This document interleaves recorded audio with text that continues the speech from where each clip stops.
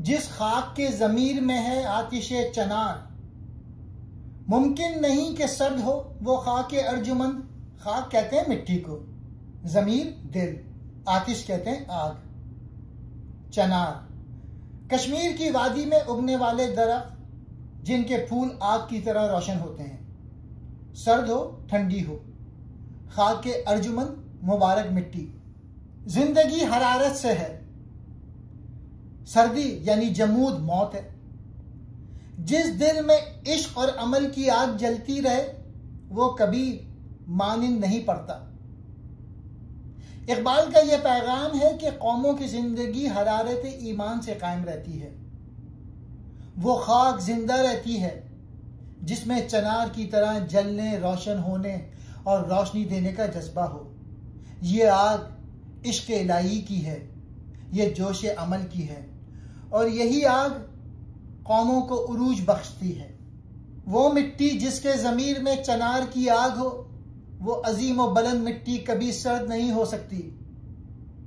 इकबाल यहाँ खाक से कौम या फर्द मोमिन की तरफ इशारा करते हैं। चनार की आतिश एक इस्तारा है जो जोश ईमान, हरारत इश्क और वलवले ज़िंदगी को जाहिर करता है। इकबाल कहते हैं कि अगर किसी कौम या फर्द की फितरत में ज़िंदगी की हरारत, खुदी की आग और इश्क का वलवला मौजूद हो तो वो कभी ज़वाल का शिकार नहीं हो सकती, चाहे हालात कैसे ही क्यों ना हो। मेरे दोस्तों, अल्लामा इकबाल का ये शेर दरअसल एक पैगाम ज़िंदगी है, एक सदा है अमल व हरकत की।